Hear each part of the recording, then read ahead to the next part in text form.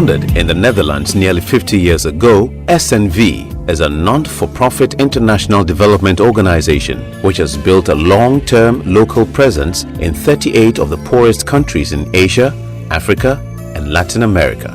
SNV's global team of local and international advisors work with local partners to equip communities, businesses, and organizations with the tools, knowledge, and connections they need to increase their incomes and gain access to basic services, thus empowering them to break the cycle of poverty and guide their own development.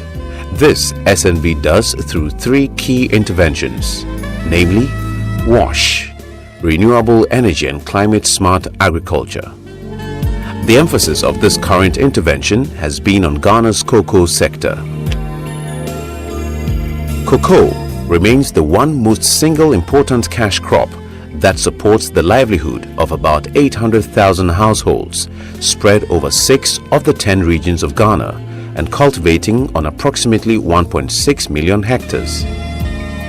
The crop generates about $2 billion in foreign exchange earnings annually to the Ghanaian economy and is a major contributor to government revenue and gross domestic product (GDP) over the past 10 years.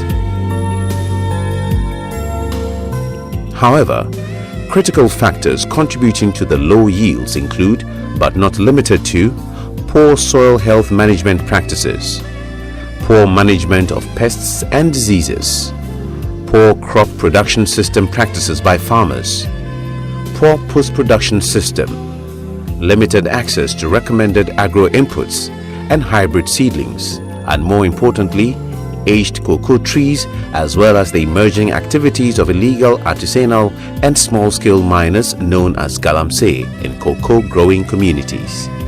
So, in order to increase production, farmers have expanded to forest lands, thus contributing to the deforestation menace. The thousands of smallholder farmers whose average farm sizes are less than 5 hectares but who collectively produce the bulk of the country's foreign exchange earnings are individually within the poverty bracket. Something has got to change.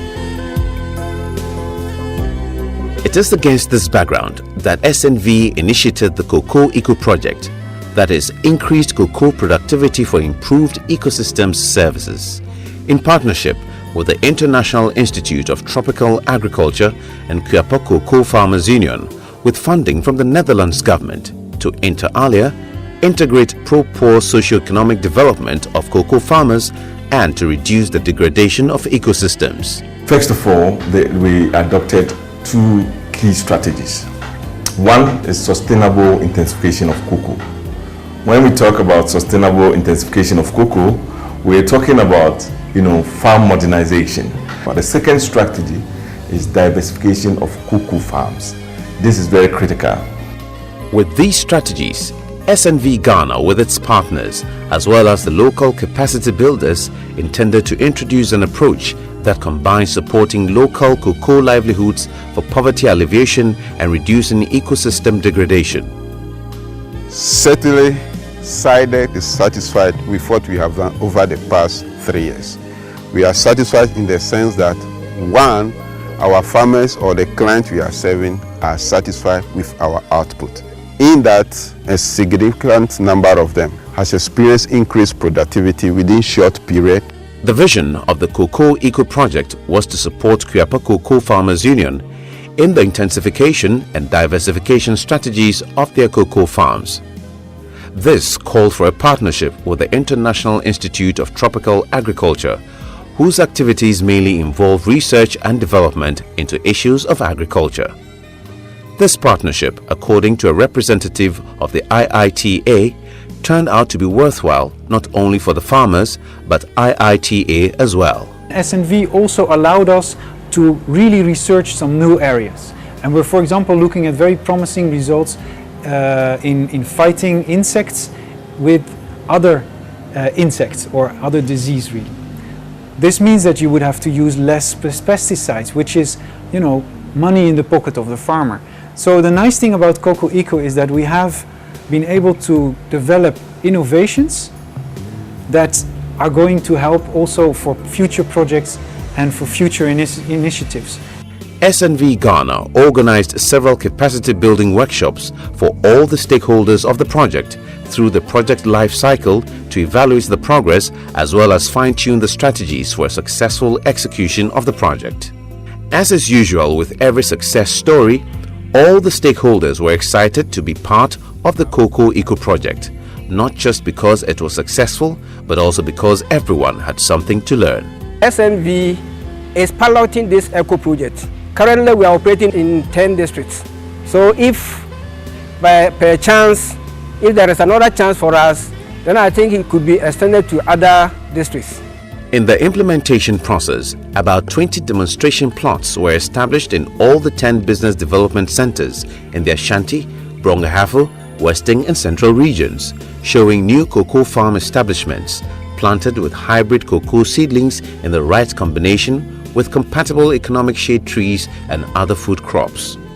Some owners of young demonstration farms were elated for the fact that not only were they expecting improved yields from the cash crop, but that the food crops and other economic trees they planted constituted an extra source of income.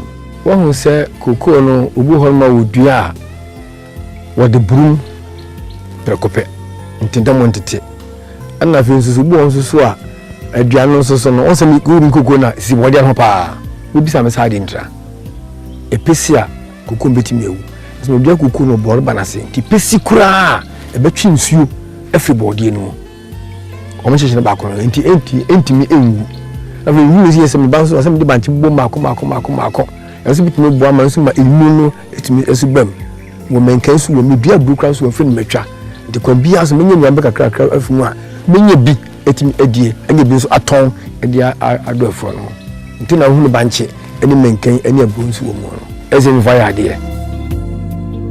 Matured farms with good farm maintenance practices had also been identified and used as demonstration fields. These fields served as practical learning centers for over 6,000 farmers.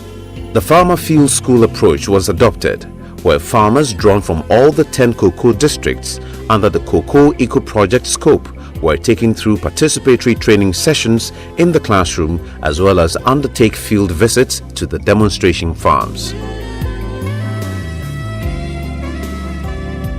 Here, the beneficiaries put to practical use what they had learnt in the classroom.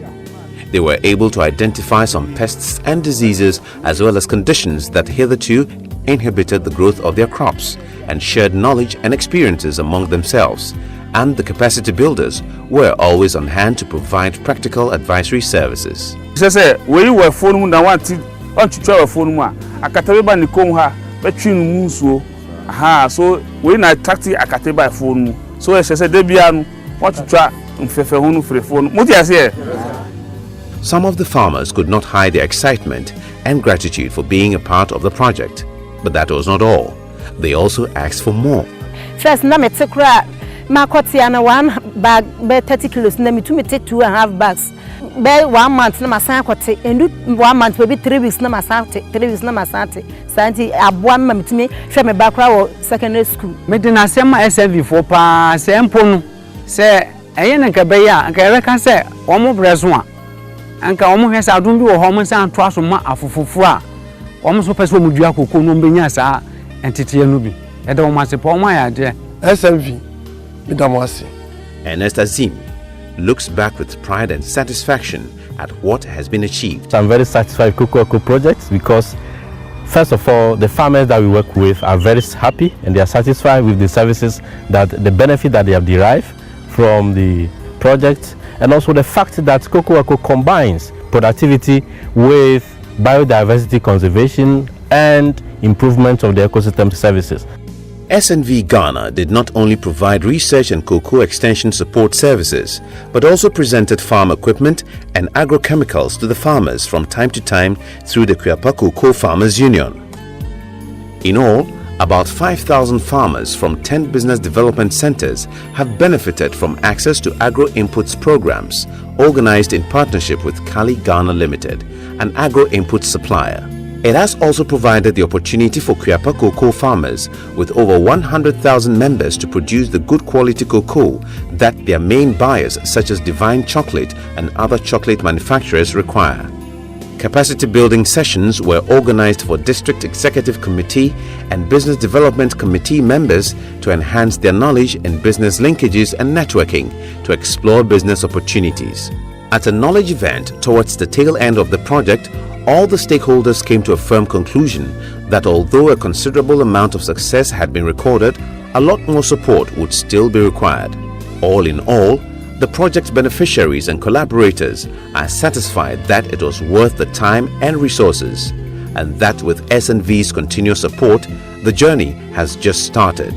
SNV as an organization has been implementing Cocoa Eco project for almost 3 years now.